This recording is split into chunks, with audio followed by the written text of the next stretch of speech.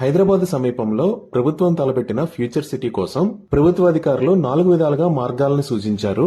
2 metro రైలుకు సంబంధించినవి, 2 ఈబీఆర్టీఎస్ కి సంబంధించినవి. వీటి కోసం 2 రూట్లను ప్రతిపాదించారు. సో ఇక్కడ మీరు చూస్తున్నది ముచ్చెర్ల ఏరియా, అలానే ఇక్కడ ఉన్నది కొత్తగా ప్రపోజ్ చేసిన స్కిల్ యూనివర్సిటీ లొకేషన్. మొదటి రూట్ లో వచ్చే స్టేషన్స్ ఏంటి అంటే airport station 1, నోటెల్ 2, RGI airport road 3, Sardar Nagar 4, Tukkuguda 5, Imamguda 6, మాలిక్దన్ గూడ 7, మహంకాల్ ఇండస్ట్రియల్ ఏరియా 8, బీటీఆర్ 9, ఇక్కడ కొత్తూరు క్రాస్ రోడ్స్ 10, లచ్చనాయక్ తండా 11, అలానే స్కిల్ యూనివర్సిటీ 12 స్టేషన్ అవుతుంది. దీనికోసం అంచనా వేసిన వ్యయము 6,173 కోట్ల రూపాయలు.